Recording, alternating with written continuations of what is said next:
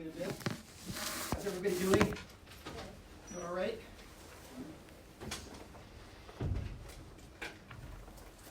So I had a couple of things I wanted to ask you about just as we get started today. One thing is, what Shakespeare play did you read, have you read, studied here? Probably in English 10A. Like, yeah. Merchant of Venice. Interesting. I didn't know it would be interesting, Merchant of Venice. Okay, that's good to know. How many have studied with Merchant of Venice in English 10A? 10B, sorry. 10B. Gosh, I'm old. Okay, let's see. Then what else? Does anybody have from that? Yes? I'm a transfer, but we did Othello. Did Othello at the school you're transferring from, right? We did Octavius, or whatever his name was, back in my transfer school too. Okay. Yeah. Was that Annie Cleopatra or Julius Caesar? Or? No, the translator the word right. It's can't say the word. Othelloo. Oh, Othello. Okay. Yeah, Yeah. So Othello. okay, you That's what did I that meant also. to say. Thank you. Who has another one? Yes. The Tempest from our Tempest. Okay. And anybody else? Anything? Oh, that's really interesting. I figured we get a few Midsummer Night's Dreams and a lot of Hamlets and mostly Macbeth. Huh. World changes all the time. All right. Let me see. Let me give this one more chance. Believe in me. I really like to be able to use a PowerPoint.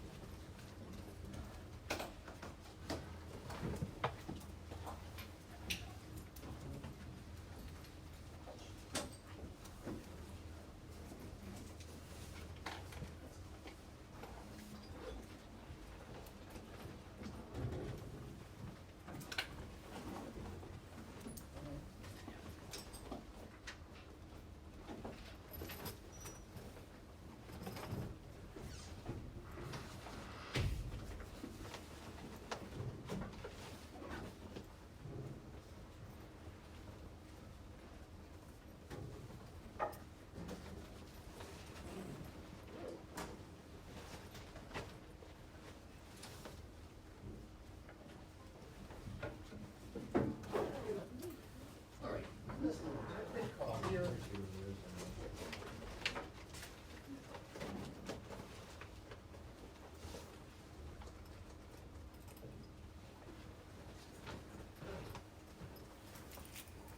Yeah, I'm having a problem in Roll 31, 34 trying to get the HDMI or my laptop to connect to the screen.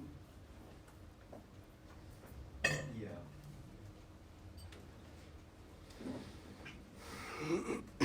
Yeah, it's projecting just the sort of lavender screen.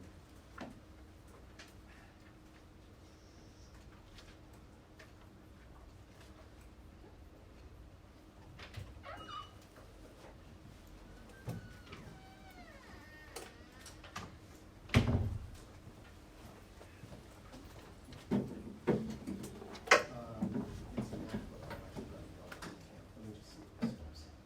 Just try to plug it in.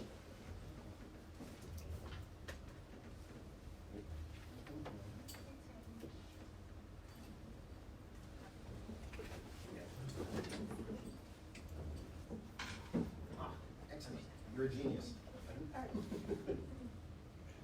Yeah, thanks. Okay. The magic of doing it 5 times instead of 4 times. Always worth knowing. Let's see, something else. Oh, right. So I was talking about that Maxime Cumin poem about what happens if Romeo and Juliet have a happy ending, and I said I would bring that in, so I just wanted to read that to you quickly as we start. It says, and suppose the darlings get to Mantua. Suppose they cheat the crypt. What next? Begin with him unshaven. Though not, I grant you, a displeasing cockerel. There's egg yolk on his chin. His seedy robes aflap. His got the broom full of noses running. Poor dear, the cooking lard has smoked her eye. Another Montague is in the womb, although the first babe's bottom's not yet dry. She scrolls a weekly letter to her nurse, who dares to send a smock through Balthazar. And once a month, his father posts a purse. News from Verona? Always news of war. Such sour years it takes to right this wrong. The fifth act runs unconscionably wrong. Sorry. So there is that sort of question of what is the romantic alternative. Before I do anything else, anybody have any ideas about Romeo and Juliet, questions about Romeo and Juliet you wanted to raise? Yes? I have a question. I know you mentioned that we're going to be talking about Capulet today, right? Yes. I don't know if you might mention this, but I was curious why it seemed like he changed his mind about letting Juliet pick who she wanted to marry, and then suddenly forced her to marry, so I don't know if we're going to get into that today. Yeah, I think we'll get into that because it's interesting, right? That he tells Paris, it's up to her. If she doesn't agree, then it's not going to happen. But when it comes down to it, he insists on marrying Paris, right? So what's changed? There are two ways of reading it. I think one of them kind of ties into what we're going to talk about today. One of them ties into what we're going to talk about on Thursday. The first one is, what's changed is Romeo's killed Tybalt and Romeo's been banished. So I think Capulet might have been hoping that Romeo and Juliet would get married and solve the whole thing, right? So he puts off Paris, and he's got Paris sort of as a backup plan, right? So once Romeo is exiled, he now wants to go ahead with it. Then Juliet says, well, no, I hit him, I can't stand it, I'm not going to do it. He kind of loses his temper, right? And that's why I think everybody thinks Capulet's kind of a jerk. Because he berates her, he threatens her, he's going to throw her out. But if you were the father who set this whole thing up, you got this nice idea, this plan, you're going to be the hero, solve the problems of the city, and get her married to what clearly he discerns is a really good guy, then, good control, then that falls through. You say, damn, all right, well, at least I got this Paris plan. So, you're going to get to marry Paris. And all of a sudden, no, well, he loses his temper. Speaking as a parent, maybe you get a little exasperated. The Lady Capulet says, you've got such a careful father. He's thought through everything and tried to line things up for you to have the very best, and here's your big chance. So that's one reading. The other reading, which is not necessarily separate, is to say that it's one more place where Shakespeare's looking in this play at issues of sexual consent. There is a fiction that she has a choice, but does she really have a choice? And that comes around in a whole variety of forms in the play, and we're going to see it again in other plays, even with Catherine and Henry V. Yes, there's a whole courtship ritual, and it's supposedly up to her, and does she love him? But realistically, in aristocratic circles, the woman doesn't usually have a choice. And how do we place that among all the other kinds of forces right up through violent sexual assault, in which a woman's choice is compromised? Does that help on that? Good. Anything else anybody wanted to raise? Yes? I had a question at the end of, I think it's Act 4. When Romeo meets with the apothecary for the poison. Yeah. Why does Romeo go on that rant about money being poison to him? It's seems like out of the ordinary, or out of the rhythm of the play. Because it hasn't really come up.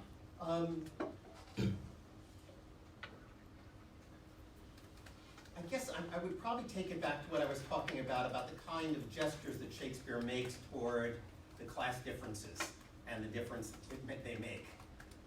That here is Romeo, and from Romeo's perspective, he's got this grand romantic ideal that money doesn't matter, and younger people sometimes think that, and their parents want them to think differently.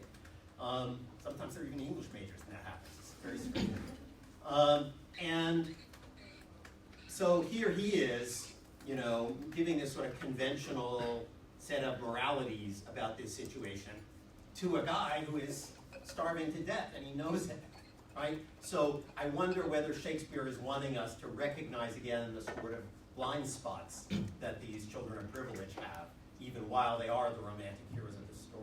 Does that seem plausible to you? Yeah. Yeah. I think that's probably what it is, but I agree with you, it's a weird moment. It doesn't completely fit for me either. I suspect it gets cut in performance sometimes. Maybe because people want you to think differently about Romeo. I mean, you don't disagree with him, but subject position matters. Anything else?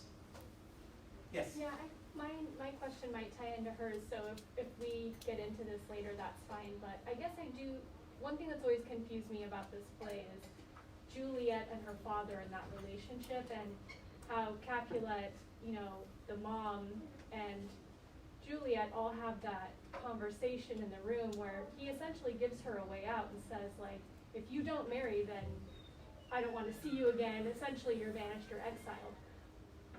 Why not just take that easy route? Why go through the farce of because that's essentially what she's agreeing to anyways, is to exile herself with Romeo. Not to kill herself, she's just saying, fine, I'll He does say, doesn't he? You're not my child anymore, you're on your own, get Yeah. out. Because he doesn't I say, never thought of that. I'll kill Romeo if you don't do this, because that would make sense for her. So Right. I just kind of that's always bothered me about this play and the writing, where I feel like there's just this, you can't say that. It's never bothered me because I've never thought of it. But it's bothering me now. So let's see. Now, I mean, are we supposed to be tantalized? Maybe it ties into this. At the beginning of the play, Juliet and Romeo make these big promises, right? She says, I'll follow thee, my lord, throughout the world. Romeo says, stony limits cannot hold love out, right? I've leaped over the fence of the Capulet to come to the window, to come to under your balcony to do that, because stone walls mean nothing to me. And I think they both then kind of fail to do what they said, right? Because Romeo suddenly says, I can't, come inside the city walls of Mantua or Verona because I'll be killed, right? So stony limits do keep love out. So early on in the play, I think Shakespeare wants us to see lovers promising things in the romantic spell they're in, and then not quite being ready to follow through with it. And Juliet, maybe by the same token, would at that moment be somebody who doesn't really think that she can just go off and try to follow Romeo into the unknown world with no support, no protection. And then what they have to do by the time you come to the end of the play is redeem the validity of that. Just like I talked about them, redeeming the seeming contradictions of Petrarch and love, and yet they somehow, a lot of those things turn out to be true, hungered for poison and so on, for example. Maybe what happens is that Romeo says, stone walls can't get me out. He comes back through the walls of Verona. He even opens up the stone walls of the tomb and goes in there. Juliet says, not only, in effect, will I follow you, my lord, throughout the world, I'll follow you out of the world after the afterlife or whatever's out there. So I think there's a way that we're being asked to watch not just a love story that starts as a perfect love story, but an appealing love story that has to grow before it can actually seem valid to us. They have to be able to live up to their big speeches. Is that possible? I still think it's a little whole, but it is possible, yes. I think Okay, that's yeah, the best I too explanation think it's a for it. little odd, and I don't know why else Shakespeare would have that. I mean, maybe it's just completely implausible that a young woman would run off like this, but we'll get back to that question in Midsummer Night's Dream. Anything else? Yeah. Is it possible that it had just never occurred to Juliet until her father explicitly said, like, I will cut you off financially? Whereas before, that wasn't something that maybe even existed in her mind, that she would be destitute if she wasn't? Yeah, she's clearly in a fair amount of shock at this moment, and she's, weeping and wailing and so on. But it does seem oddly specific. But she's married Romeo at that point. Yes. And he's not destitute. He's just exiled, so will his dad not send him a couple of dollars? Send a from purse, time as to it just time? said in the poem. Yeah. Every once in a while, Balthazar makes a little trip off to Mantua and Yeah, drops it's him not off. exactly like poverty awaits her, Mhm. just exile. Okay, so it's a terrible way. All right, we'll fix it up. Good. Okay, thanks. Yes. I was just gonna say, it could also be that she just has a very strong connection to her family, despite them not really agreeing with her personal choices, or like if she were to not get married, they feel like that would be shameful for their family. But her being completely cut off from them, not like money and not like the town, but her actual family would make things so real for her, especially because she's so young. I feel like she might see that as kind of like, if she doesn't have her family, there's nothing except Romeo, which I don't know, that's just a thought though. Yeah, so, and I guess at that point, she's kind of written the nurse off, right? I mean, the nurse would kind of be the person who could help her in that regard. I mean, because Friar Lawrence, she's very secondary for. But the nurse, she sort of said, you know, okay, now that you see I should just go marry Paris, I'm done with you, right? Mm-hmm. So maybe she's afraid of having nobody and no way to go somewhere. But I agree, it's a peculiar thing now that you describe it that way. Okay, anything else? All right, so let me try to take you through this. You seem like a good group. I'm hoping that this is, you know, it's complicated stuff. It's built around what I started talking about last time.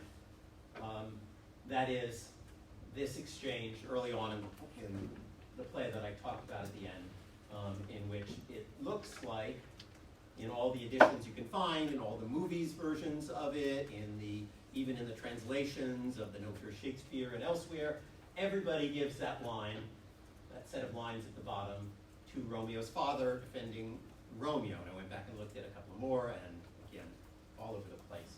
Everybody except one little paperback that's long gone has that change.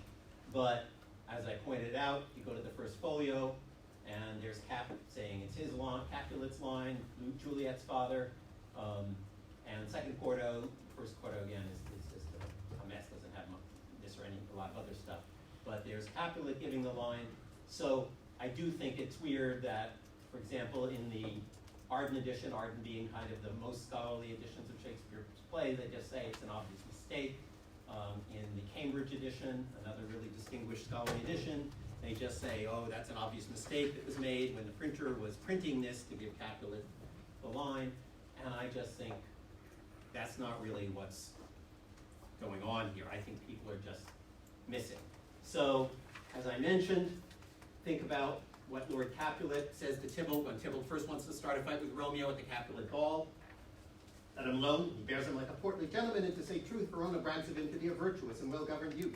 I would not for the wealth of all this town here in my house do him disparage.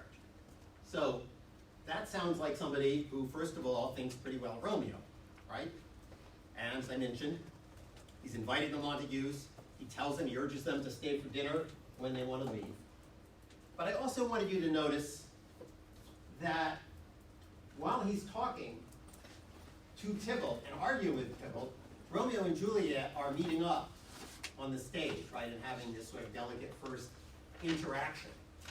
And I wanted to suggest that there's probably a good way that this could be performed, because I think the things I put in red here, matching, I suppose, anger, are things he's saying to Tybalt as he goes back and forth. When looking over Romeo and Juliet, turning to Tybalt, and the things in green are kind of a go light on the Romeo and Juliet get together. So he turns to Tybalt and says, "You're a saucy boy."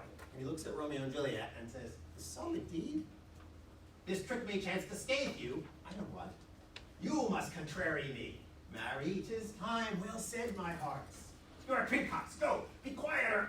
More like, for shame, I'll make you quiet. But cheerly, my hearts." You see what I mean? What if this speech is him really making a differentiation that's crucial for advancing that theory? All right, that was the next thing I wanted to say about that. Let me try to push on this, and then I want to do a lot of kind of close reading, sort of bizarre, maybe seeming to show exactly why I think editors have had such a problem accepting this. Because this is a play that is not, after all, on the side of feud instead of human freedom. It's a play, it seems to me, that in a characteristic Shakespearean move, invites us to attach ourselves to simplistic, binary distinctions, and then make us see whatever was wrong with the side that we thought was the fundamental absolute truth. This was my costuming for the day. You got black, you You got white, and then these are all Shakespeare things on here. You got Shakespeare trying to mediate between the two, bringing a little color, a little variety into it, because I think he wants you to see that this is a play that shows that you have these neat binary oppositions, but then it seems to me he shows that two seemingly opposite things can converge towards one, and thereby liberate an almost infinite set of possibilities. In other words, it becomes a love story, it becomes a procreation, a potential procreation story. It becomes a way that somehow these seemingly opposed forces that can never resolve are going to turn into something else through the main characters. So the correction that editors do, an emendation as it's called, when they change something in the original text, is so universally done and so consequentially wrong, in my opinion. You have to figure out what exactly caused everyone to assume that Shakespeare and or his printers made a mistake when they wrote down that line as belonging to Capulet. This is especially weird, I think, because in Shakespeare editing over the last 15, 20 years, the big movement has been towards what's called unediting. That is, going back and saying, wait a minute, we need to be really conservative about what we think we're correcting here in the originals. And yet, it seems to me, this one has been slipping by. So, I think we have established pretty well, at least pretty plausibly, is that Capulet might be receptive to this kind of a change. So it's another, as I suggested last time, of those missed opportunities that the play keeps tantalizing us with. Capulet also says, our city is much bound to Friar Lawrence for helping quell this feud. So Capulet clearly is hoping that, this peacemaking between the two families can have some kind of success. And in fact, Capulet, even at the end of the play, is the one who initiates the reconciliation of the two families in their sorrow. Right? I'm going to build a monument to Romeo, and that's then reciprocated. So it seems to me he's somebody who takes certain kinds of conciliatory steps that don't quite get any kind of reward by the end. I wouldn't absolutely bet my life that Shakespeare wanted us to see Capulet looking for a Montague husband, but on the whole, I think it's really fairly plausible. Again, you notice with Paris and the thing you were asking about, he tells Paris 2 more summers, right? She's too young. And then all of a sudden, once Romeo's gone, he says, Thursday, right? So something has changed in what he thinks is supposed to happen about the marriage. And people say, well, it's because, he knows she's sad, so he wants to cheer her up. But I'm not sure that's really what the play is suggesting. There have been a lot of versions. This is a movie version. It was in the London Olympic presentation of all Shakespeare plays in 2012. Basically, where you have Juliet's Sunni father trying to reconcile the Sunnis and the Shiites. You're probably familiar with the meaning of those competing sects and the violence between them in Islam. Trying to get them reconciled and break down the kinds of civil war that were right then going on in Syria and other places. And it seems to me that what happens is that the play's overarching structures goes right down to the microscopic level of the play's language. You get all those nice euphuistic pairs. Euphuism, you may have heard English 10A, it was a sort of a very fancy style, a very balanced, rhetorically decorative, symmetrical styles, sentences, constructions of language. And it seems to me that Shakespeare not only works with what's becoming a cliche of the oxymorons that I talked about in Romeo's speech and that the play works, but also these things that Shakespeare had sort of used in a play of Love's Labour's Lost a year or two earlier as to make fun of people's styles, but he seems to me he also then wants to show what happens as people move from being held captive by a certain stylistic tick that causes and shapes their consciousness, and what becomes of them as they become liberated to get to something more really true to themselves. So we're led to feel we're in the mode of tragedy that I mentioned, the sort of Hegelian mode, that is Hegel's theory that tragedy has to do with characters being caught between two opposite forces, powerful figures, one way or another, that create a kind of unsolvable double bind. If you obey this one, then you're betraying that one. If you obey this one, you're betraying that one, and one or the other, whichever one you betray, is going to destroy you. The triumph, I think, within this tragedy for the young lovers is that they're able to convert the life-denying antitheses that keep getting set up in the rhetoric into a possibility, a new possibility. And I want to try to show you how the play works to that end. And editors and directors, I think, just don't hear Lord Capulet's conciliatory voice because Juliet doesn't get to hear it, and the result is that now readers and audiences don't even know what she missed or what we're therefore missing. So the big question that keeps going on in this play is, how do we get from some place that's symmetry and collision to something that's like a synthesis?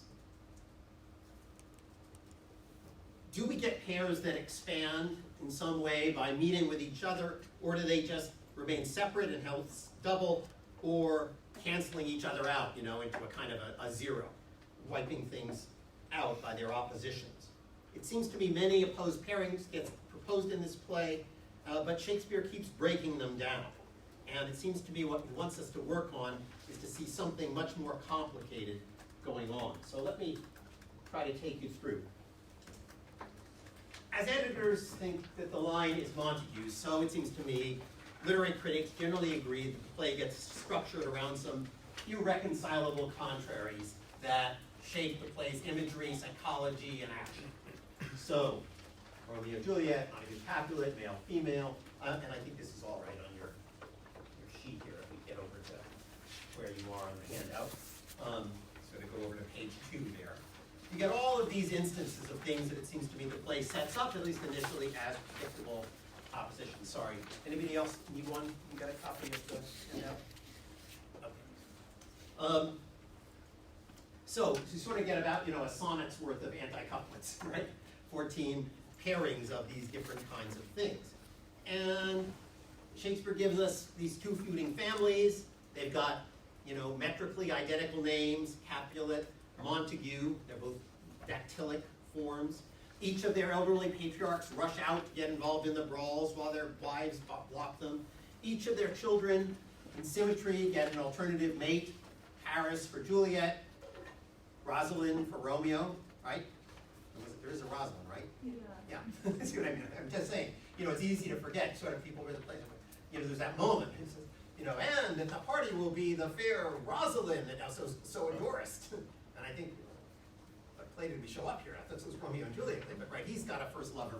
He's got a first, at least, person he wishes were a lover and feels he's in love with. And each of them have a gender-matched advisor, right? The friar for Romeo and the nurse for Juliet. And one's dedicated to the personal life experience of the body, that's the nurse. And then you have the other one, the conventional wisdom of the soul, and that's the friar. So many basic balanced symmetries. And so when, as we talked about last time, Romeo's loving embrace of his friend Mercutio in the street fight ends up killing him, I think we feel like we're arriving at this place where it's clear that love and hate can't be reconciled and the two families won't be able to be reconciled. So all through the play, you're getting a sense that things are slipping apart. And I hired a friend of my daughter to draw this up for me, but a friend of my daughter. So I think it means you picture the play, we're inclined to picture the play in what's called two-point perspective. We have any sort of artists and art historians there? Good, okay, right, we've got one right here. What's your name again? Diana. Diana? Okay, right. So two-point perspective, right? So you're sort of heading off into these two vanishing points, and you could see them being separate. A little hard to read, but it's essentially, these choices. And there's a fair amount of, predominant association of certain things on the side and certain kinds of things on the other side, but they never really come together because it simply isn't structured. Even very thoughtfully used a tower that was actually in medieval Verona to design as the place that they're being divided. But I think there's a practice going on here. It's almost a little like alchemy was in the Renaissance, which is very popular, which is an effort to use certain kind of heat, in this case sort of erotic heat, to take elements that are bluntly opposed and they become a kind of mysterious compound that converts two into a one that has, it seems to me, more possibilities of not just reproduction, but immortality, which is what, again, the Philosopher's Stone was supposed to do for alchemists. And the fact, again, that this is sort of the structure of most sexual reproduction, it certainly was then, is probably more than a mere coincidence. So you might prefer this stuff kind of on, the B line here. There's a little happier kinds of parts of it. But in fact, they cross-affiliate repeatedly in the play, so you can't really sort them so neatly. Love enjoys darkness, but creates light, we're being told several times. Hatred seems sharpest among the young people who do more dying than the old people, partly presented to us by their dreams and their privacy. The only hope for a convenient meaning lies in the convergence of these pairs, and now we have all these Merchant of Venice experts. We're going to talk in that play too about convergent pairings. But maybe what happens is that instead of this, we should be thinking about it as a work of single point perspective. That is, that actually someplace, it's a vanishing point, right? I sort of talked about the ending of the play as a vanishing point. You don't know sort of what happens at the place where, Romeo and Juliet sort of disappear into the distance. But is there maybe some place at the long end of that tunnel where, in fact, the two of them may be imagined to meet, where all these different forces, these contradictory forces, end up enabling them and continuing, as we talked about, possibly them continuing last time, continuing into something like infinity, right? Something that's beyond the measure, beyond our ability to perceive it. So I wanted to sort of offer those as sort of visual aids to the argument I want to try to push along today. So, what happens? I mean, you've got other things, it seems to me, that are in attention here. One of them is sexual appetite and certain kinds of tenderness, right? You get all the kind of violent sex jokes I talked about last time. You also have other forms of caring love, and the question is, can those things be brought together? That's a pretty important question, probably in a lot of people's lives. Can erotic appetite be reconciled with a profound kindness and communication, rather than finding those things in some kind of uncomfortable tension? So one of the things that literature can do for us, one of the main things I think metaphor does, is allow us to break down certain kinds of sense structures about how we think reality is formed and what we have to obey about it. So I'm going to break down the boundary between self and other, but also Montague and Capulet, between human and non-human life, between life and death. And it goes all the way across the culture, and a lot of political commentary says, binaries are a dangerous thing. This is part of what deconstruction theory does when it wants to try to claim that it has a political valence to it, is to say, look, we've got these problems in the world, white people, black people, Catholics and Protestants among Christianity's citizens and immigrants. You make these neat distinctions, and you end up doing various kinds of violence. But it seems to me that what Shakespeare is doing in Romeo and Juliet is finding some kind of not exactly rational way in which to make us feel that there's a possibility of getting by that. So here's Shakespeare. I mean, he's already written a lot of comedy back in these years. I mentioned Love's Labour's Lost. He's also written Taming of the Shrew, which I know one of you lamented having to study before. And I think he got to see the limitations, the spiritual limitations, as well as kind of the commercial and artistic limitations of comedy and tragedy as opposed genres. He has at least one major tragedy before this, Titus Andronicus, which I spare you having to deal with. I mean, it's not the bad play, it's a good play, but it's a very horribly gruesome, violent play in lots of instances. So, we get all of a sudden this stuff, it seems to me, coming together. You get Montague and Capulet reconciling. The private world and the public world come back together when they do reconcile with these statues of the lovers. We have male and female that have been managing to combine. Imagistically around them, light and dark are combining.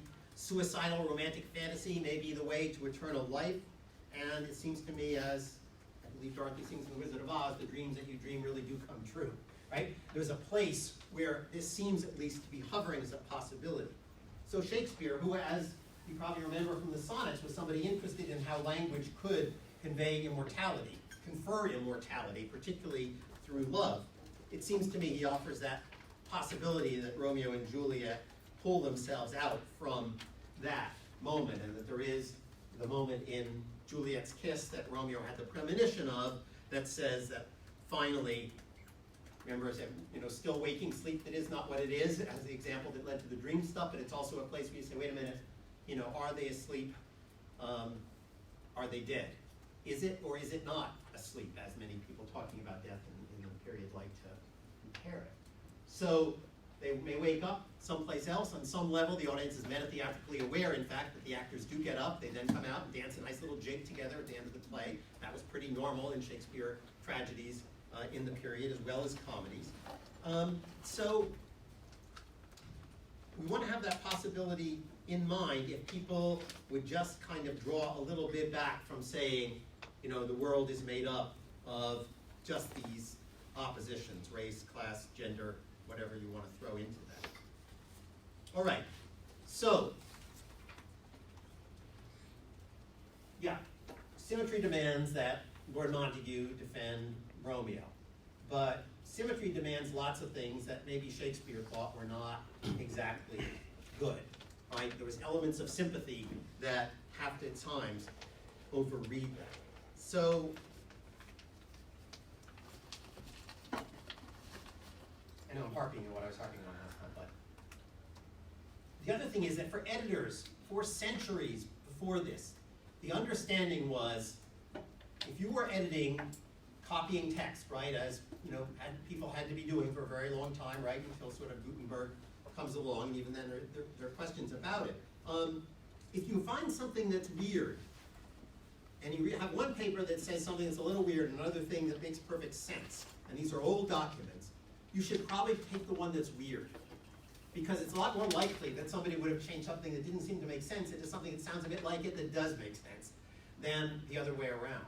So I think, again, the argument is let's be open to the weirder one instead of the thing that makes every kind of sense except Shakespearean sense. Namely that things are neat, pat, and there's a straightforward choice between two oppositions that can never be reconciled.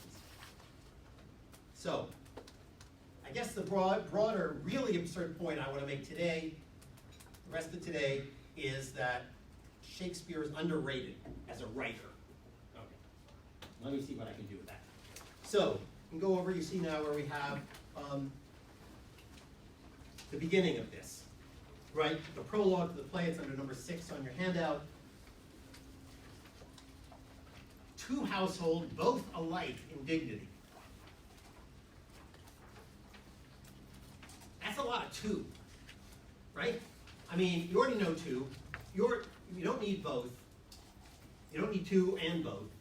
And then alike suggests that they are both in dignity, right? So I want to look at the oppositions, the pairings, the doublings, and the doublings of the doublings that go on to create this whole micro pattern as he goes through the play. We're going to have oppositions in red, okay? Ancient grudge makes the new movement. Then you've got the pairings of sameness. Civil blood makes civil hands unclean. From forth the fatal loins of these two foes, a pair, so two, and fourth is there even if you're a little bit thinking about it. And fatal loins of these two foes mean how many parents are involved? 4, right? So it's all 2s and 4s. A pair of star-crossed lovers take their life. Well, what does take their life mean? It could mean suicide, right? And I think that's how most people read it. But I suspect that primarily Renaissance audience would have expected that it means derive their life, right? It's because it's from these pairs of parents mating that take the life, draw the life, achieve the life that the lovers have. So their life, the singular and plural, in other words, get mixed up in lots of ways that unsettle you. And if we can go on to the second half of the prologue here. This misadventure, piteous overthrows, doth with their death. Now I know in the universe of gender relinquishing pronouns, plural and singular with their, but in a situation like this, there would seem to indicate plural, right? Their death, but it doesn't say their deaths, does it? So is it one death? Is it 2 deaths? Doth bury their parents, oh there it is again, pair, fearful passage of their death marked love. Love is going to be balanced against rage at the end of the next line. See that? I'll send you something like this, so it'll be easy for you to look.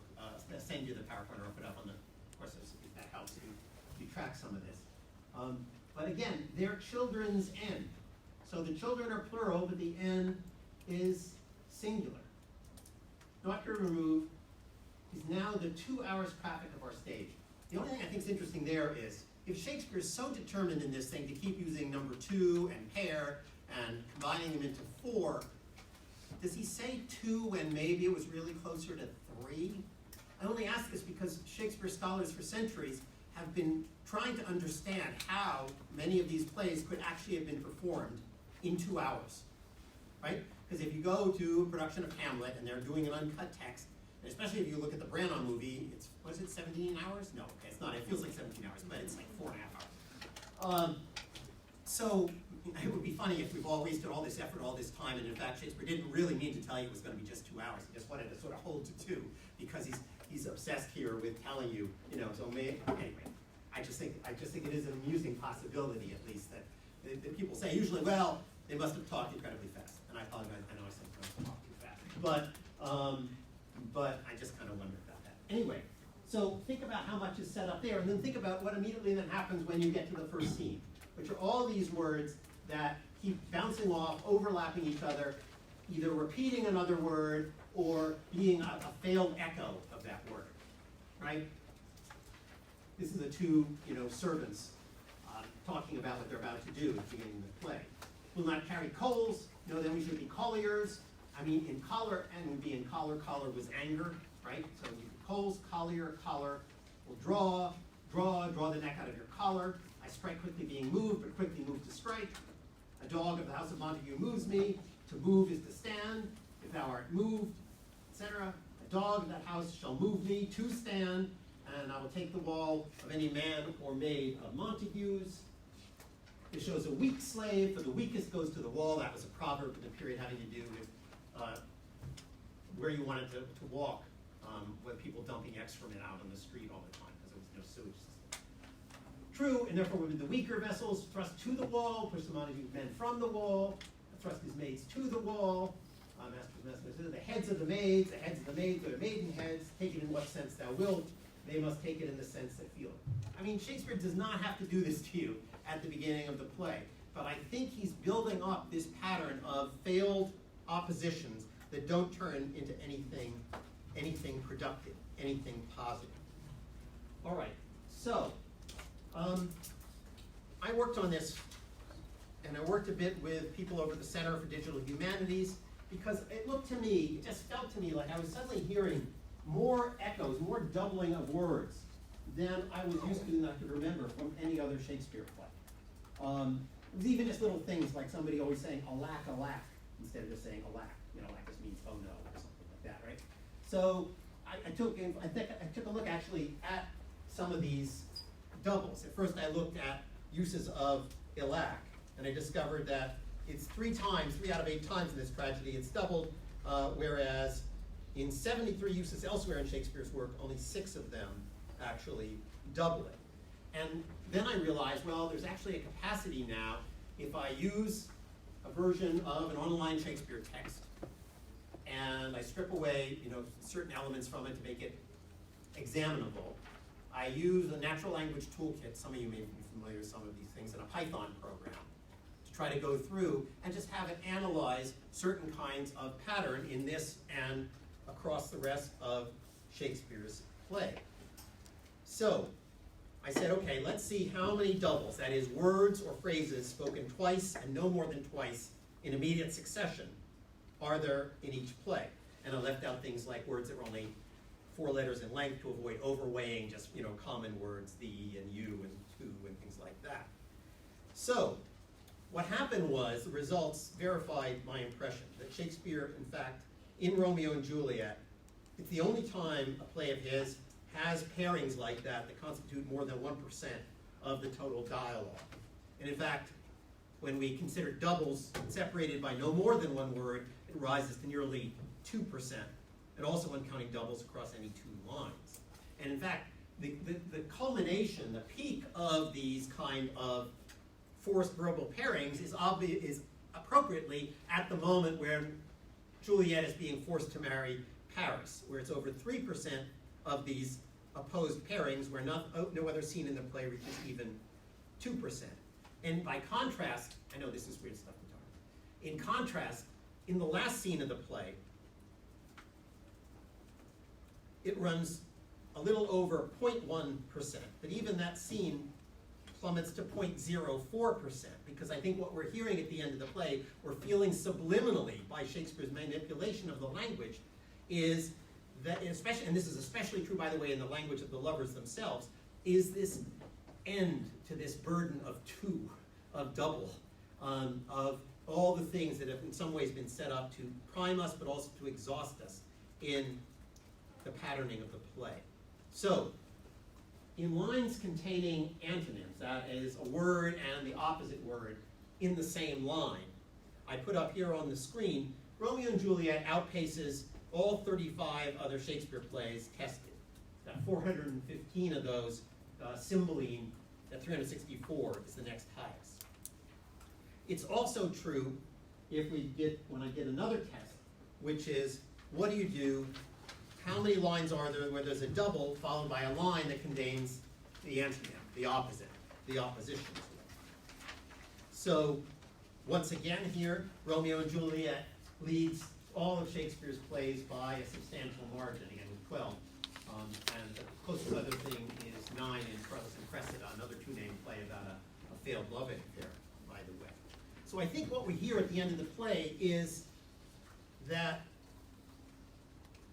something has been solved about this. And it has something to do with the neat way that oppositions like Montague and Capulet, that everybody wants to keep right after the brawl, have been caused to disappear.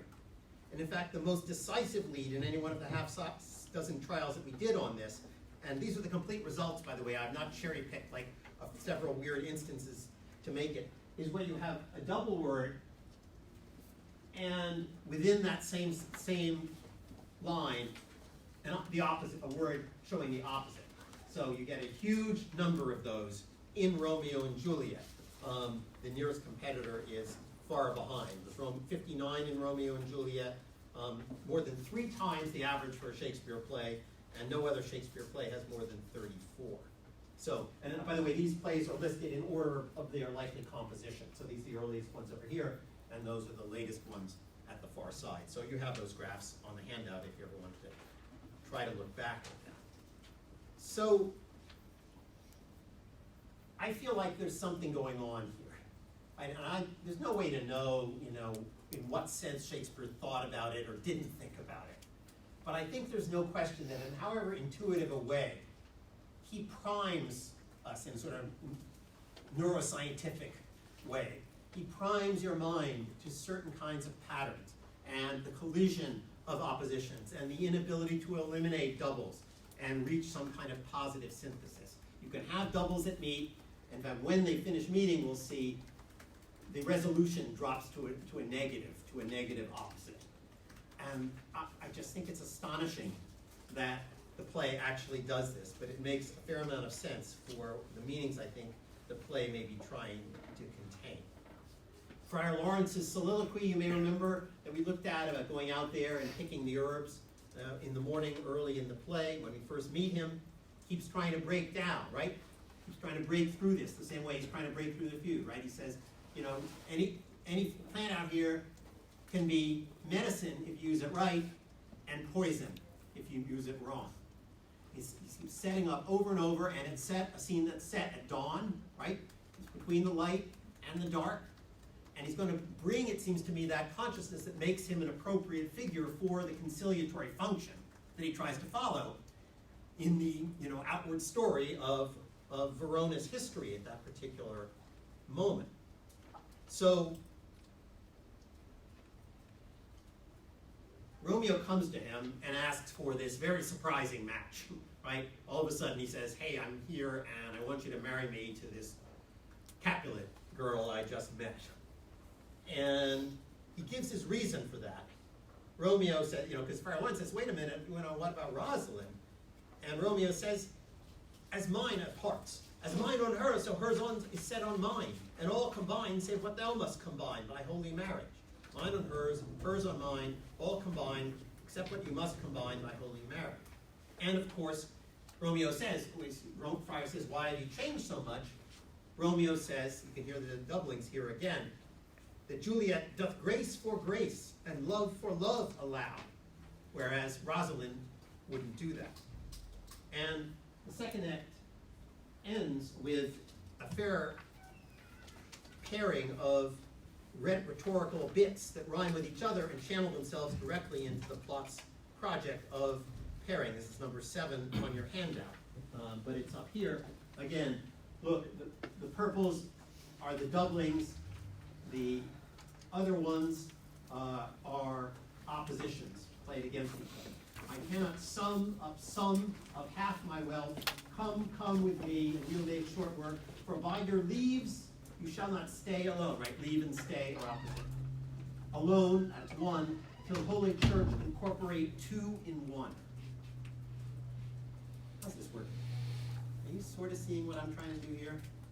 I think it seems bizarre, but I really think it's here. And I also think this is, you're not necessarily going to want to do exactly this kind of work, but you trust you got through the announcements, an assignment sheet for the first essay, yes? Because I'm having still problems with certain things with the Brew and Learn. So you should have gotten that announcement, and also the information about available videos, plays, right? There'll be some more of those I think are out now. All right, anyway, so thinking about what kinds of ways you can look, and why it's worth looking, because Shakespeare is up to so much within the details of the language that he presents. So, then you get this speech of Romeo's that's just, full of all of these oppositions, right? Opposite. Still Waking Sleep that I've talked about before is one that's there. And then notice what happens at the end. This love feel I, that feel no love in this, love and no love. I, dost thou not laugh, he says to Benvolio. And Benvolio says, no, cuz I rather weep. So, balance, and opposition, and then moral collapse, right? Failure. The message is, no, nothing good has somehow come out of this collision. So, again, just think about how many levels Shakespeare's reinforcing these main plot thing of the play, where you have these opposites, and you're trying to figure out what happens when they meet up with each other. So, you always can get a kind of anticlimactic moment, like happens here, a failure of the merger. Yes? What is the last line showing? What the laugh underlined in the green and It laugh is opposed to weep. Oh. Right, thanks. Thank you. Yeah. So it's there you get the possibility, now you get the opposite instead of the repetition as you've gotten at various times, and where it leads you at the end is to a letdown. That's what I was trying to suggest. Okay, and then later in the scene, after, well, let me skip a little bit here. So, we have been intensely sensitized to this kind of pattern in Romeo's life even before we meet him, because passage number 9 on your handout, I will put it here, Lord Montague worrying about his son Romeo. And he says to Benvolio, all right, what's up here is I put in same colors things that are echoes of each other. Some are rhymes, some are alliterations, some are near homonyms. And yeah, so let's look at how much of that there is in here. Many a morning hath he there been seen, with tears augmenting the fresh morning's dew, adding to clouds more clouds with deep sighs, but all too soon as the all-cheering sun, all soon, all sun, should in the farthest east begin to draw the shade, should shade, curtains from Aurora's bed, that is the dawn, coming up, the light of the sun. Away from light steals home my heavy son. Playing around, right? These are different meanings of light and heavy, but there it is. And private in his chamber pens himself, shuts up his windows, locks fair daylight out, and makes himself an artificial night, light versus night.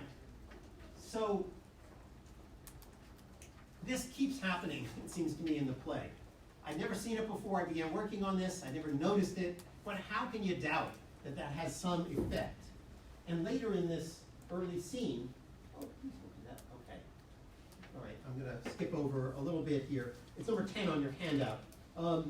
Romeo tells Benvolio that a sick man in his sadness makes his will, a word ill urged, the one that is so ill. In sadness, cousin, I do love a woman. Okay? And adds, she is too fair, too wise, wisely too fair, to merit bliss by making me despair. Right? There's laugh, right? And weep, set up again as the pairing is what you end up with at the collapse at the end of all these pairings. Romeo's complaining there about Rosalind, whose name, by the way, matches him in the initial syllable, but then veers off, as does her understanding of where their love ought to lead. Consider another instance here, another antonymic opposition, number 11 on your handout. Romeo is on the way to the Capulet ball, and Benvolio's friend says, we'll measure a measure with them and be gone. And Romeo says, give me a torch. I am not for this ambling. Being heavy, I will bear the light. So matching becomes violent opposition as things go forward. When Tybalt asks the Montagues later for a word with one of you, Mercutio says, and but one word with one of us, couple it with something. Make it a word and a blow. So again, this is why I keep telling people, please, give the language of the play a chance. Not just the plot of the play and a general sense of the characters and the situation. Because, plot summaries are helpful, and sometimes if you're really having trouble just making sense of what's going on, that's fine, read a plot summary. But be aware, Shakespeare didn't make up his plots, right? Nothing really special about that. Possibly The Tempest, possibly one other, but pretty much he's working off other people's material. What he does is put it into language in ways that somehow have fascinated people for 400 years. This, by the way, raises another really difficult question, because I'll ask myself since somebody will ask me later. Then why are these plays so popular in other countries for people who only read them in translation? It's a tricky question, right? That these plays are extraordinarily popular around the world, have been for, again, centuries. And yet, anyway. All right, so Shakespeare tells history stories from histories, he tells stories, he reads in books, a lot of Italian and other sort of little stories, novellas. So he has to doing something with us that makes us register more maybe than we consciously are processing. After Romeo kills Tybalt, Juliet is stuck in this kind of Petrarchan paradox that seems to resolve into a chiasmus, that is, something spoken in one direction and then in the opposite. It's almost like, what's it called? It's forward and backwards. Not an anagram. An anagram is the letters around. What's it called? Can you read something forward? Abel was Iris. Palindrome? Palindrome, thank you. Yes, a palindrome. Sort of palindromic structure here in number 12 on your handout. Is what she says. My husband lives that Tybalt would have slain, and Tybalt's dead that would have slain my husband. All this is comfort. Wherefore weep I then. So we're going again from comfort to weep. Balance, balance, balance, balance. Opposite that destroys it. And it seems to me that it's even there when Juliet pairs two senses of the word long before bringing speak into direct collision with itself and framed by repetition of a pair of rhyme words that ended the previous scene. Namely, he says, be not so long to speak, I long to die. And if what thou speakst, speak not of remedy. And it's interesting that there you go from die to remedy, which probably again would have rhymed in the period. And so for once it seems like we're getting a signal that maybe, wait a minute, we can go the opposite direction. And interestingly, it's going the opposite direction, the upward direction, from die to remedy. Almost like that poison in the final scenes could turn out to be a curative rather than a poison in some larger sense. So, and in fact, she had earlier in the play moved from remedy. She tells the friar, has no other remedy than let me die. So we went from remedy to die in the first half of the play. In the second half, we have die going over to remedy. And she hopes, in fact, that Romeo's poisoned body, she says, will make me die from a restorative.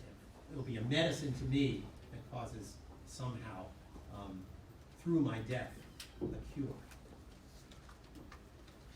It's a little exhausting, but I still want you to believe it's important. Here's Juliet. This is also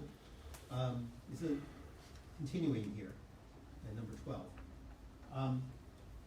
She says, this is when they're waking up and hearing the noise of the lark singing, or the nightingale, as she for a while wants to pretend. We'll talk about that scene on Thursday. Some say the lark makes sweet division. This doth not so, for she divideth us.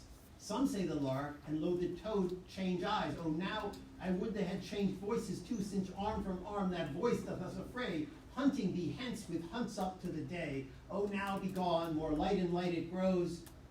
More light and light, more dark and dark, our woes. And 24 lines later, the couple, we're still in passage number 12 here, produces a double-double that leads to a split-double that kind of launches the paradox. Romeo leaving from the balcony after the wedding night, adieu, adieu, and Juliet, O fortune, fortune, all men call thee fickle. If thou art fickle, what dost thou with him that is renowned for faith? Right, so how do I go about turning that into this positive? And when she hears her mother calling, she says, number 13, I think, who is it that calls? It is my lady mother. Is she not down so late or up so early? And the crescendo of all this comes in the scene where Capulet tries to force this unwelcome match on Juliet. You get in his speech, again, it's here under number 13, doth she not, you have, but thankful, hate, but thankful, even for hate that is meant for love. How, proud and I thank you not, and yet not proud, thank me no thankings, nor proud me no prouds. Pretty heavy, but it's there. And it's there also, it seems to me, from the beginning of that forced pairing when Lord Capulet is talking to Paris. He says, come to our family party tonight. You're very welcome. One more, most welcome, makes my number more. At my poor house look to behold this night earth-treading stars that make dark heaven light. Such comfort as do lusty young men feel when well-apparelled April on the heel. I just love it. Apparel in April, right? That's sort of there. Of limping winter treads, even such delight, among fresh fennel buds shall you this night inherit in my house. Here all see, and like her most, who merit most shall be, which on more view of many, mine being one, may stand in number, though in reckoning none. Come, go with me.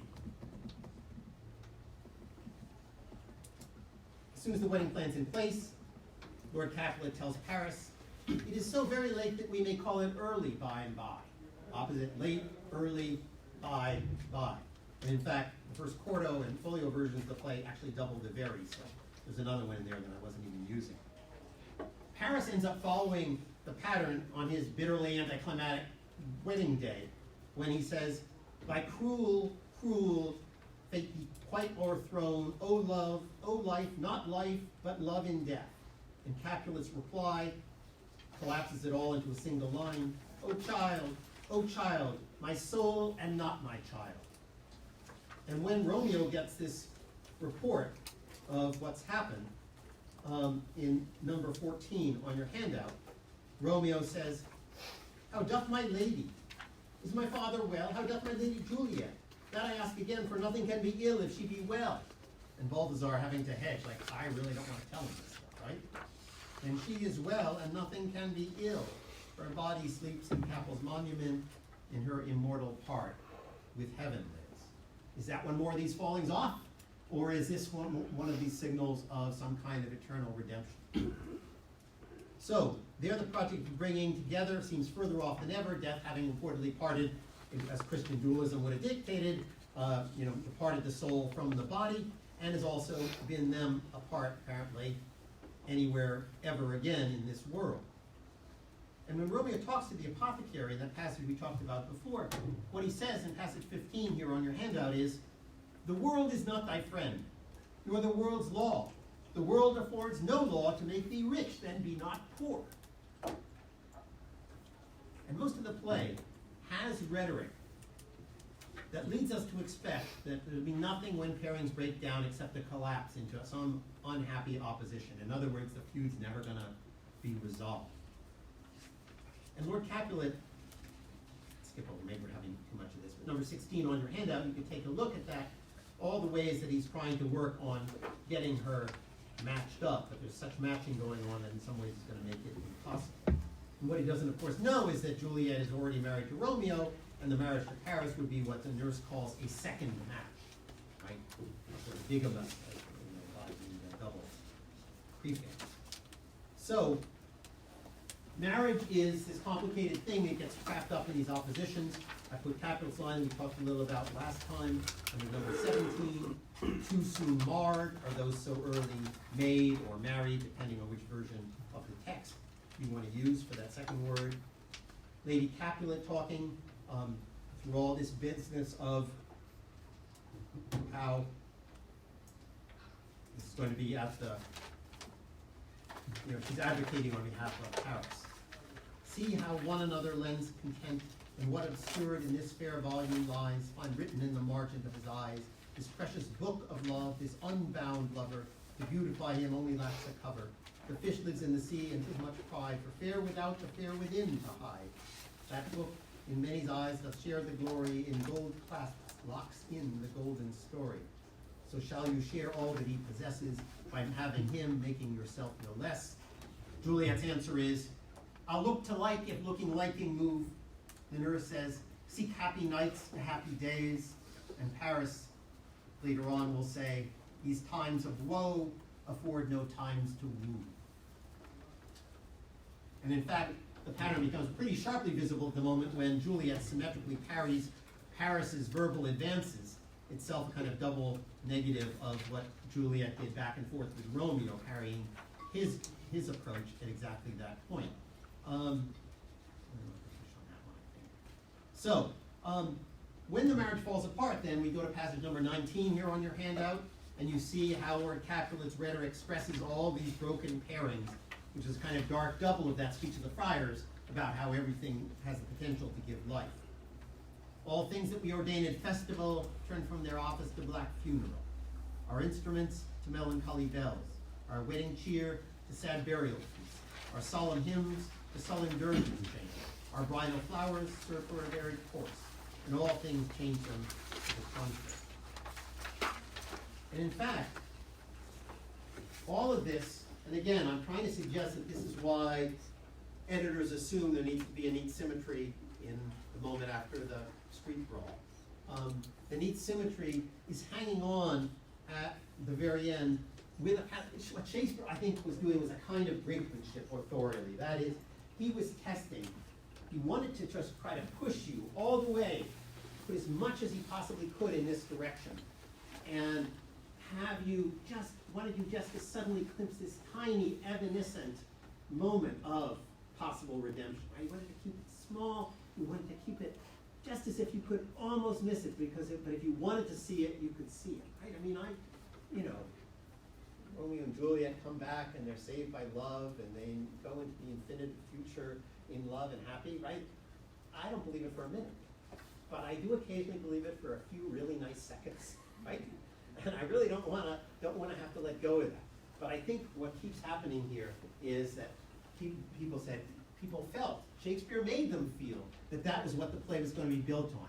And they just overlook these little possibilities that keep being presented of it turning a slightly different way and turning into this magnificent immortalizing merger that's possibly there. So when it happens in the last scene, I said there's very little of it, but it is, of course, the friar who mostly puts it in. Number 19, still on your handout. Friar says, I will be brief from my short date of breath, right? Brief, short, is not so long, so short and long, brief and breath. It's not so long as is a tedious tale. Romeo there dead was husband to that Juliet, and she there dead, that Romeo's faithful wife. I married them, and their stone marriage day was Tybalt's doomsday. Love marriage, love death, all these kinds of things are set up. They're in parallel. They break down into opposition, but only the lovers seem to be the people who manage to find a way out of it. The play then closes with a couplet from Lord Capulet that balances rich with poor. The prince has a little sestet, that's a set of 6 lines at the end that uses the word more twice, doubling the paired more exchanged by Capulet and Montague as they each try to claim they're going to outdo each other in praising the other's children, and it becomes an identically awkward rhyme a few lines earlier, matching what I think is supposed to be a slightly unsatisfactory compensation that you get in the form of even great golden statues as opposed to the living life that love would happen. It makes the prince, in fact, go back to another pairing, right? What does the prince say? He says, at the end of the play, some shall be pardoned and some punish it.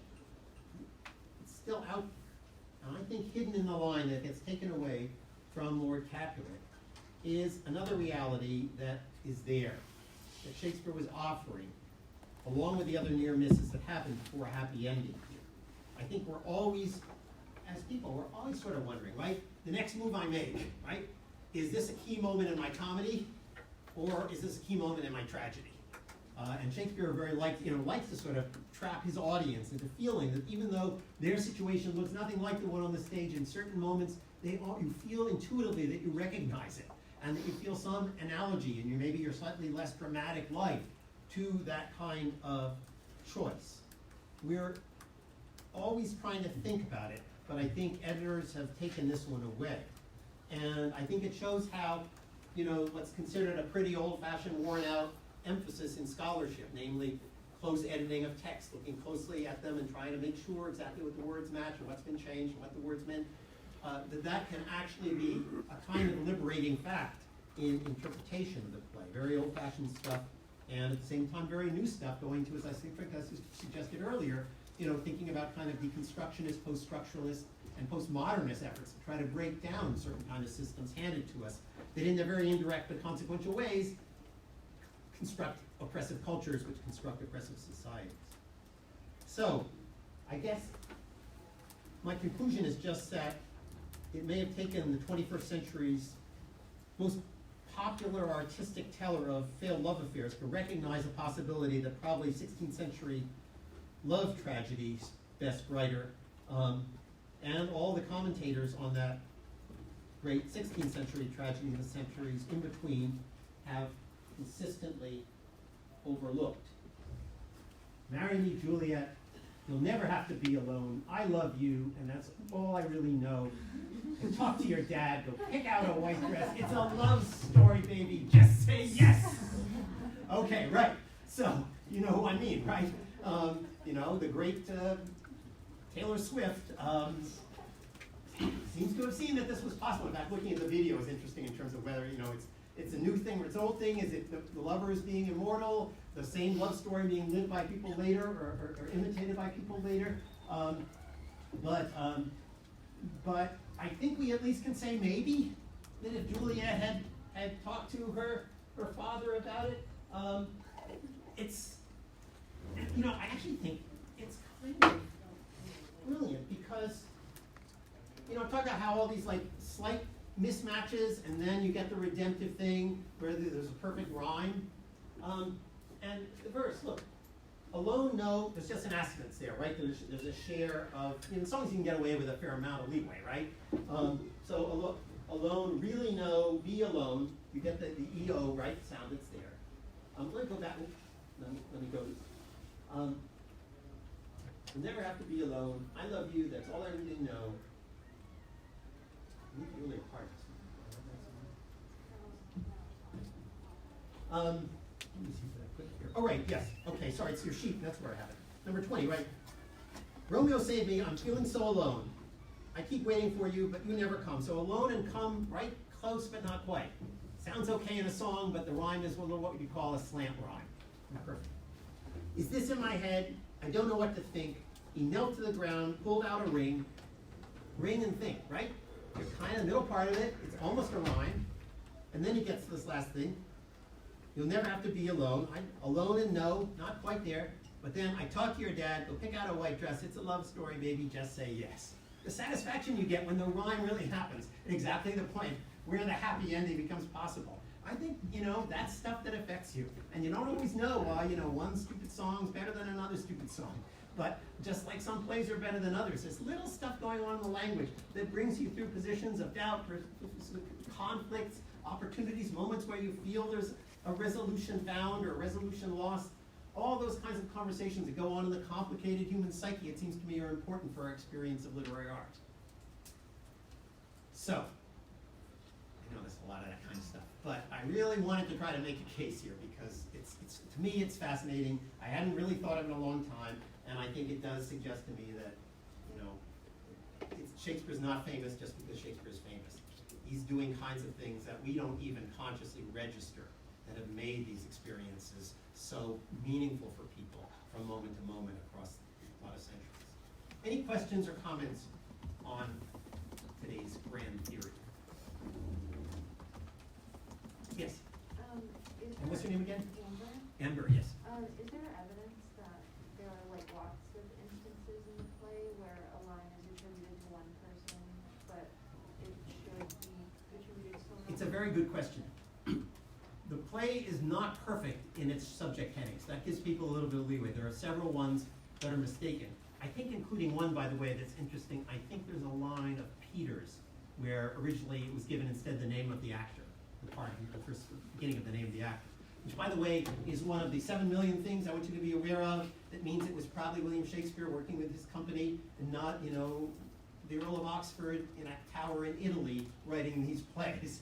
That mix-up is exactly what would happen, right? Oh, and here in comes, what's the name of the clown? Will Sly, right? In comes Sly. Oh, well, but it's, we know who it is, right? We're the theater company, and so that just slips through. So there are mistakes like that. But what's interesting is that and a few other errors are almost all caught when they do the next edition of the play, the second, really the third folio of the play, and the fourth. But that error doesn't get changed in those. So it's possible it was just a mistake, right? There were mistakes, so it's a good question to ask. But there were a few of them, and most of them get fixed. And somehow in the original period, that one didn't get changed back. That it was. Good, yeah. Other comments, questions? Yes? What's your name? Camilla. So you sort of mentioned, or you showed the chart about how Romeo and Juliet is kind of the one where you see most of this usage with the antonyms and pairs and everything. I was just wondering, is there a reason why it's mostly seen in Romeo and Juliet? Like, are there other patterns of word use that you see in other sorts of plays? I'd love to know, first of all. And I'm trying to decide, the annual Big Shakespeare Conference is coming up, and somebody said you got invited to do a thing on numerical things. And I thought, can I think of another one? Can I think of another one? But there is one other that I've actually written about, which is Shakespeare's Coriolanus. And there, it's all about attention, because the situation in the play, it's not as particularly a spoiler, is it's basically a big battle between whether you're going to have a kind of highly hierarchical society with a kind of quasi-fascistic, but certainly aristocratic hold by this guy, Caius Marcius Coriolanus, who's the tragic hero of the play, who is brutally individualist and totally believes in that stuff? Or are you going to have a more cooperative, communal society where, because at the very beginning of the play, the fight's over the fact that people are starving and they're rioting and demanding the government give them bread, and the government says, we don't have it, and they say, yes, you do, you're hoarding it, you're just giving it to all the aristocrats. So it's all there. And the play has an astonishing number of words and repetitions of words that begin with co, or com, or call, all these prefixes that have to do with group, together, shared, all of those things, okay? Withness. You have set against it in the play also an extraordinary number of uses of the word half, the word part, of a series of prefixes and other words that keep setting up and this is and spectacularly more of these co-com, connective words than in any other play by Shakespeare. So on the same kind of chart, I could show you on that. And so he's giving you that feeling, even though a lot of it isn't explicit. And that's before you even start all the fact that there's a guy named Coriolanus, whose co and cor gets used dozens and dozens of times. Another character is named Cominius, that's a C-O-M word. I'm not counting any of those, and it's still spectacularly persistent in running you up against, even just in little prefixes of words, against your feeling of what a communitarian world is doing in its battle against a world of fragmentation, of separation. And it's set, the play is set at exactly the moment is in this transition from being essentially run by an emperor to being the Republic of Rome, which is, to some extent, a democracy. So Shakespeare sets the play at exactly an historical moment where that's what was at issue at Rome. And he tells the story in such a way. So that's the best other example I have. But anyone wants to think of any other one in the next 2 weeks, and let me know, and I will steal it and use it at the conference. But yeah, so that's another place. But I do feel like it's slightly undermined, and that's one of the nice things. That's why I put it on the website is available, because there's not many things you can look at in Shakespeare that you don't say, well, everybody's always been able to see this, so I'm probably not going to see anything really meaningfully new. But there are ways of looking now that are different from ways that were available, any more than 10 or 15 years ago. Yes? What's the source for Romeo and Juliet? Okay, the source for Romeo and Juliet, I'm going to talk about a fair amount on Thursday. But basically, the source of Romeo and Juliet is a poem by a guy named Arthur Brooke called The Tragical History of Romeus and Juliet. So that's the main one he worked with. There are clearly some other things he has in the background, but that's the main one. The digging class on sources make me think of that as what vectors is he using as departure for the Exactly, the yeah. doubling thing. And I think part of what he's doing in the play is refusing to do quite what he saw Brooke doing. He's offering a kind of corrective to what he saw as Brooke's very kind of scoldy, conventionally moralistic view of what this all was. So yeah, it's source study is another really interesting way to see, particularly because you can to some extent put yourself in the mind. You say, okay, wow, here was Shakespeare. I'm reading what he read, and then I know he wrote this. So what would have, what was going on with him that he chose to change this? It's his and this genre in the story? awareness, and then the audience's genre awareness too. This is where they expect one thing to be another. Yeah, and Shakespeare gets kind of diabolical with that in many of these plays where we'll get to things like King Lear, but like with King Lear, most of the sources in a play that would have been on the stage 10 years earlier has a happy ending. And I think he sets everybody up to think, oh, this is going to be a happy ending, and then he just, kicks your feet out from under you. Not really a spoiler, it's a tragedy. But Shakespeare does want to play off your expectations. And, several of you read Othello, right? You get to the end of Act 2, Scene 1, it's Act 2, Scene 2, and you've had a Shakespeare comedy. It's a perfect Shakespeare comedy. These two young people, well, not young necessarily, Othello's a little older, but two people in love. The society thinks it's wrong, doesn't quite happen, but they run off together. The father tries to stop them. It's like that, new comedy plot I talked about in the opening day. It's a comedy plot that's going along. And you're going along fine, and they got caught, they got storms at sea and separated storms of sea and dark night and threats, and they somehow overcall and all that, and they're reunited on the Isle of Cyprus. Again, we're only still early on in the play. And you got a nice speech about it, about how now he's going to get married, it's time for everyone to go to the wedding night, which is what you often get at the end of a comedy. The only thing really missing is the sort of bawdy last line where they say, okay, let's go have sex now. And even that's there. Othello has a couplet, right? You know this? No, Okay. go on. Yeah. Sorry. Where he says, the purchase made, the fruits are yet to ensue, the something's yet to come twixt me and you. And you sort of feel you're ready for the curtain to come down, and then the very next thing is not even a line, it's enter Iago. So at that moment, then you get to see, okay, I've given you a comedy, conventional comedy, press down in here, and now let's look at all the things in people and in a society that can end up tearing a comedy apart. What do you want to say?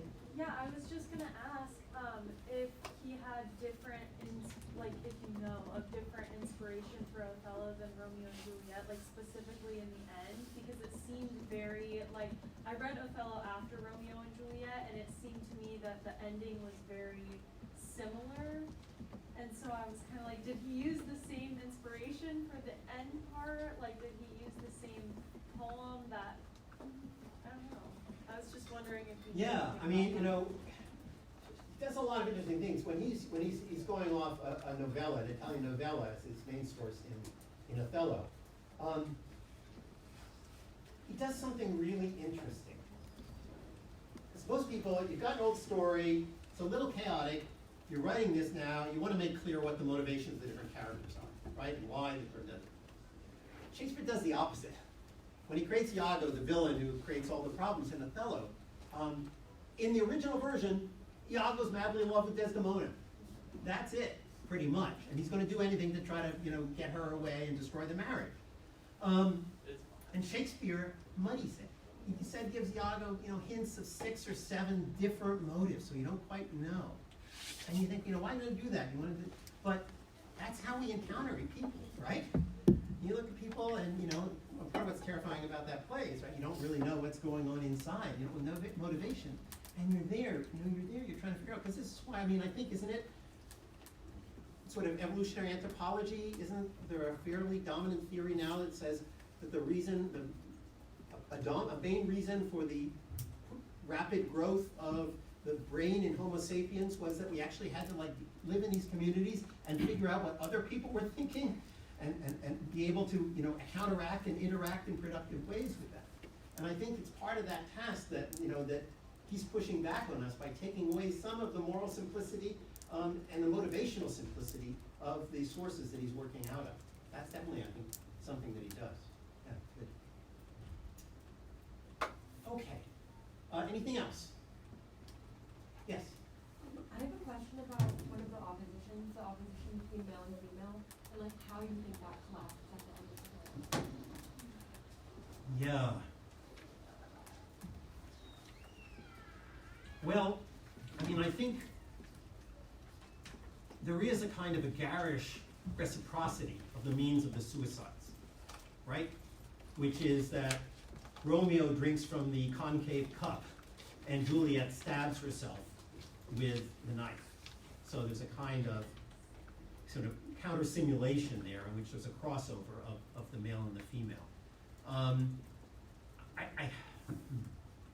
What else do I think about that? I thought you were saying that with the houses coming together, that just provides like the possibility for the other divide. It's like a proof of concept. Yeah, so certainly right. When I'm talking about like doing the 2-point perspective, where you have male and female, and you thought kind of these things lined up, and obviously there are places where it crosses over. So I suppose that, you know, there'll be instances in there within the play where you start thinking this is going to travel in the male line, this is going to travel in the female line, and it doesn't quite.